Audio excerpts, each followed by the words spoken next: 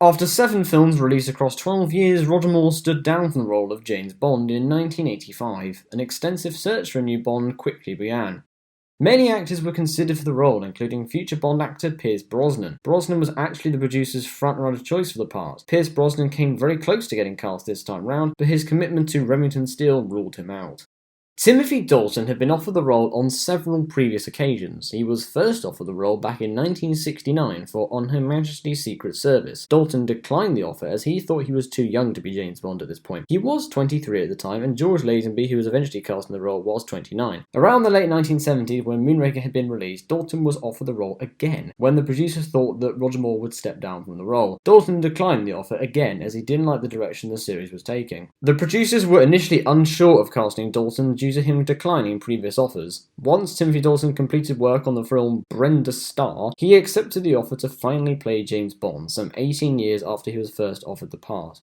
The Living Daylights was released on the 29th of June 1987 and was the 4th consecutive Bond film that John Glenn directed. Timothy Dalton is fantastic in his debut as James Bond. It's a very different performance to Roger Moore's, but that was the intention, as has been documented many times. It's very refreshing at this stage in the series to see Bond behave much more in line with what Fleming intended. Andreas Wasinski as Necros makes for a brilliant henchman. I can't really fault Necros at all, he's just great on screen. Robert Brown is great once again in his 3rd appearance as M, and Desmond Llewellyn is great as Q. The role of Miss Moneypenny is recast, and Caroline Bliss filled in the role once played by Lois Maxwell. Caroline Bliss does a decent job with the limited material she's given, but the dynamic between Bond and Moneypenny is poorly realised, and why Moneypenny spends so much time in Q branch is anyone's guess. Art Malek is great as Kamran Shah. He doesn't appear until quite late into the movie, but in the context of the story, that doesn't really matter. Brad Whitaker, as played by Joe Don Baker, makes for a rather forgettable villain. He lacks those special Bond villain qualities. Joe Don Baker is quite good, but the character is just really bland, and virtually every casual audience member would be hard-pressed to name the villain from this film. John Glenn once again does a brilliant job as director. Perhaps this is his best film yet. Alec Mills was the cinematographer and does an equally fantastic job. Some of the shots in this movie, particularly in the scenes set in Afghanistan, are wonderfully shot. The Living Daylights is a pretty good movie and a fantastic debut from Timothy Dalton. The movie does at times feel steeped to the Roger Moore era, but most of the time there is an effort to make this the start of a fresh new era. The Living Daylights is one of the most criminally underrated outings in the Bond series. The faults aren't big enough to ruin the movie, and John Barry composed a brilliant score in what was his final Bond film. The action sequences are brilliantly shot, and it makes the film an exciting adventure. The film grossed $191.2 million from a $40 million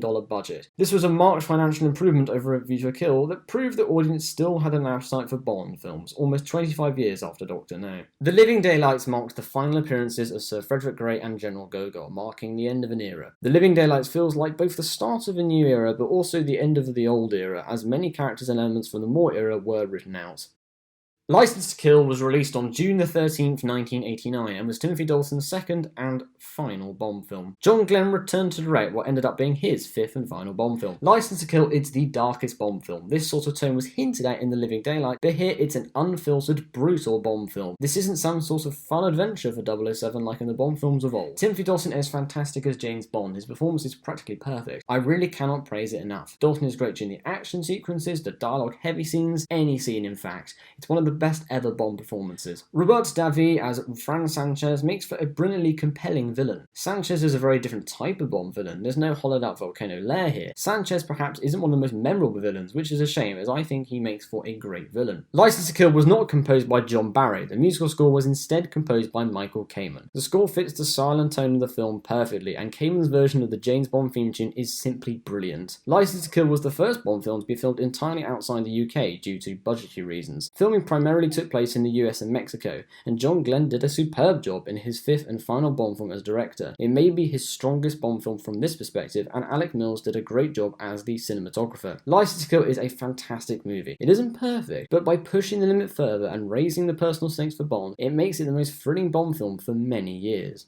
Licence to Kill may have made more money than Roger Moore's final Bond film, A View to a Kill, but it was an overall box office disappointment. In most markets around the world, Licence to Kill performed fairly well, but it massively underperformed in the crucial US market. The title was changed from Licence Revoked to Licence to Kill due to American test audiences associating revoked with driving licenses. The change was made quite late into the marketing campaign, and the film was up against strong competition, such as Indiana Jones and the Last Crusade and Tim Burton's Batman. Licence to Kill Kill grossed $156.1 million from a budget of $32 million, so while not a bomb, it was certainly a disappointment. The performances are simply fantastic. David Hedison returns once again as Felix Leiter, having previously appeared in Live and Let Die. Timothy Dalton is brilliant in what turned out to be his final Bond outing, and Desmond Llewellyn is great as always, getting plenty of screen time in this outing. Robert DeVee makes for a compelling villain. License to Kill unexpectedly ended up being Timothy Dalton's final Bond film. A massive legal entanglement began after this film was released, which I won't go into, mainly because that's not what this video is about. But in 1994, Dalton quit the part, having waited too long for another Bond movie. Dalton was replaced by Pierce Brosnan.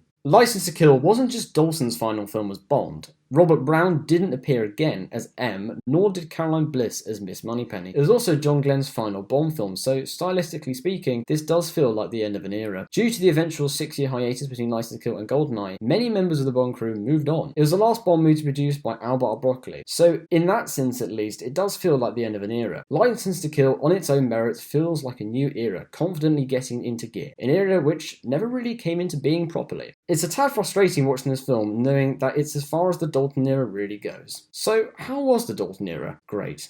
Really great. The Living Daylights, while at times it feels a bit more era-esque, on the whole feels like a new era and an exciting one at that. The film was a pretty good debut for Timothy Dalton, but I can understand why it's not one of the greats. License to Kill isn't perfect, but the darker tone really suits Dalton's performance and the script mostly works very well. The cinematography is great, the pacing is excellent. It's a shame that not only was this Dalton's final Bond film, but also that it was the last dark Bond film until Casino Royale. Had this film performed better financially, maybe Casino Royale or something like that would have come sooner, but who knows.